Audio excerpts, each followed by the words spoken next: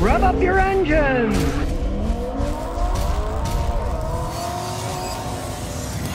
Aaron Ortiz says, Jeep versus Toyota. Well, if you want long life and less repairs, Toyota by far. The only reason I would tell somebody to get a Jeep versus a Toyota, let's say you're a guy who wants to go off-road, I mean serious rock climbing, then you'd go Jeep, but you'd want to get one that was 30, 40 years old and fix it all up. Then when they were solid built, solid frames, really well made, not the crap that they have now that Fiat, the Italians, run them, and then soon, I guess Peugeot, the French company, is going to be involved in it. It'll probably get even worse. But I would get a really old Jeep if you want to go rock crawling. If you're talking about every bit driving, get a Toyota. Don't even think about buying a Jeep. Unless it's a really old Jeep, you know, it's 20, 30, 40 years old, and you'll fix it up and want to have something cool. The Steve Z Chronicle said, Jeep question from Kalamazoo, Michigan. I have the 3.8 manual transmission on my Wrangler. I was told the 3.8 is more dependable than newer 3.6. Your thoughts? What should I watch out for?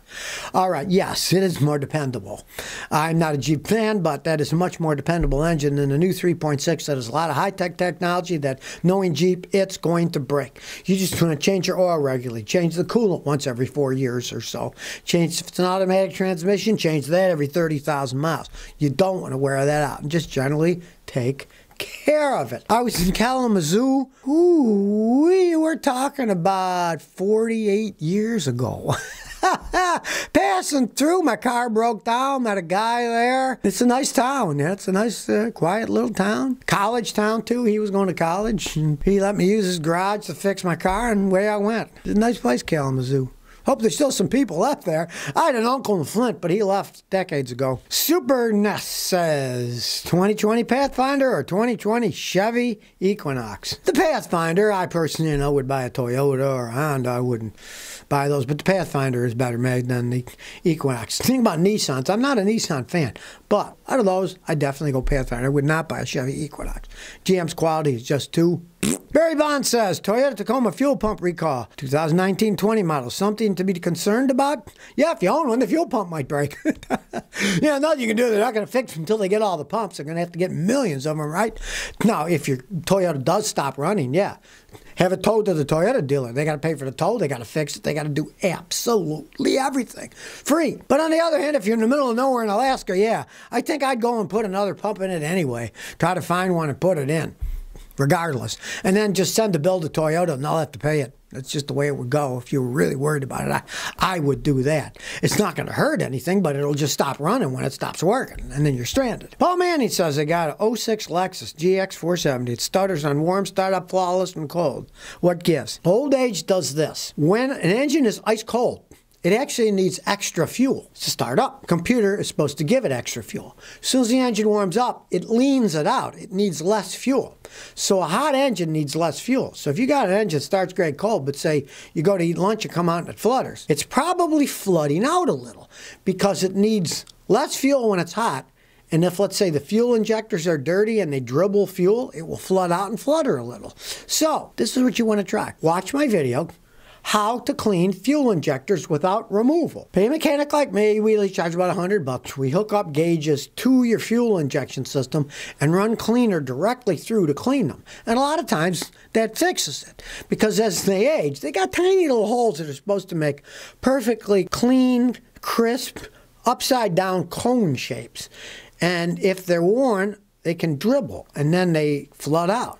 So those cleaners can actually clean them. It actually works. You can try stuff in the gas tank if you want, but the ones that you inject directly into the fuel system and they spray 100% cleaner through the injectors do, of course, do a better job cleaning than one that's diluted with 10 gallons of gasoline or whatever. MK4Zach says, are you ever going to actually get a cool collector classic sports car? Probably not.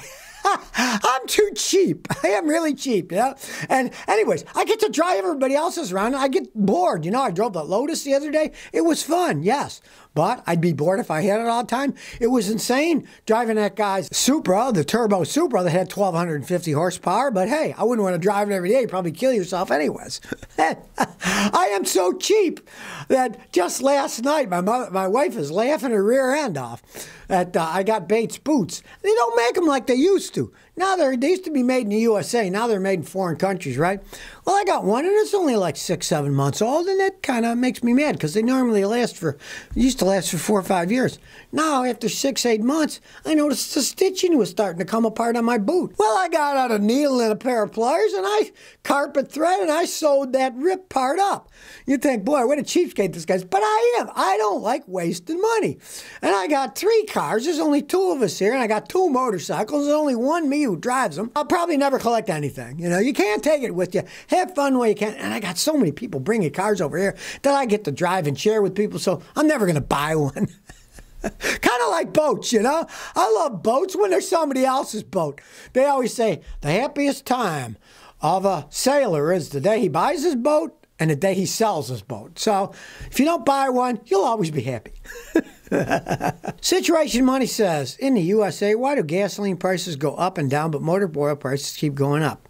You know, it's a very interesting question, but basically it comes down to one thing, and that's market forces. You buy gasoline all the time, people whine, and it's bought and sold all the time, and if they stick it to you, then people complain. But how often do you buy motor oil? Not that often. So they just keep raising the prices on it because they can get away with it. You know, it's the same thing as like antifreeze. How often do you buy antifreeze? So the price is kind of artificially inflated. If people bought it all the time, there'd be more competition. Price would go down, and that's really the main reason it's that way. It always used to pee me off till I figured out. I'm like, what can you do? You don't buy oil that often anyway. So do like I do. Buy it on sale. When it's on sale on Amazon or wherever, buy a few cases of oil. It doesn't go bad.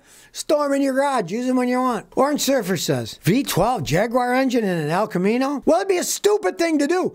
The V12 Jaguar engines don't actually put out that much horsepower. It's an old-fashioned design. I've driven them. They aren't that fast. I've worked on them. They're small displacement V12s, and they are not all that fast. You got an El Camino, you could put a big block Chevy in it and blow that V12 Jaguar engine out of the water. They weren't particularly high-performance engines. They were more a snob thing than anything else. I would never do that. Now, back in the day, a lot of guys used to put Chevy V8s in Jaguars because the Jaguar automatic transmissions at one point in time were like GM transmissions, so you could put a GM engine and bolt right to it. You didn't have to modify all the rest of the crap, but, you know, it'd be stupid to go the other way around. Strat Rider says, I got a 1996 Cougar. That's a nice car. Odometer, trip meter not working, but speedometer and all that does. Can I fix it? Do I need to go to the dealer? All right. Well, the dealer probably wouldn't even want to mess with it because it's too old. It's a 96. When your odometer, trip odometer don't work, that means that your actual speedometer unit in the dash is broken. Now, back in the day, I used to take them to this guy down the street from me in Houston who ran a company called Austin Speedometer Shop, and they fixed them. Most of those guys are long gone. So normally guys will just say, heck, they'll go to a junkyard, they'll buy a used dash and then just install that. That only takes 15, 20 minutes. Very few places actually fix those things anymore. Zammer223 says, Scotty, hey, what's your opinion on Chevy S10s? Are they reliable or junk? Well, actually, the older ones were okay. And as time went on, they got cheaper and junkier. But if you found an older one, they could be pretty well made. I've had customers drive them and get a couple 250, 100,000 miles out of them, and they're still running okay. Rusty Beck says, what's your thoughts on a 2018 Honda Accord Sport 2.0 manual transmission? Well, excellent vehicles. The only problem with the 2000 Accords, high and up, their automatic transmissions sometimes are a little weak, but that's an 18 and they're better. But the manual transmissions are pretty much bulletproof. You can have a lot of fun with that vehicle. Zippy, driving it around. They don't sell that many of them. Something like 96% of Americans drive automatic transmissions, so it seems like a real good car, you know? If you get a good price on it, it could last you a really long time. Fidel Yohani says, Scotty, any advice on a Nissan Juke? Yeah, don't buy one.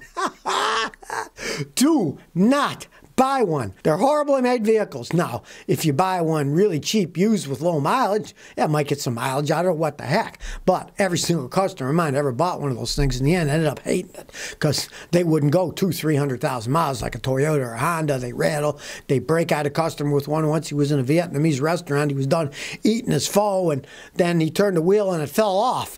So, not a fan, not a fan. I got to fix those things. I try to warn people, don't buy them. So if you never want to miss another one of my new car repair videos, remember to ring that bell.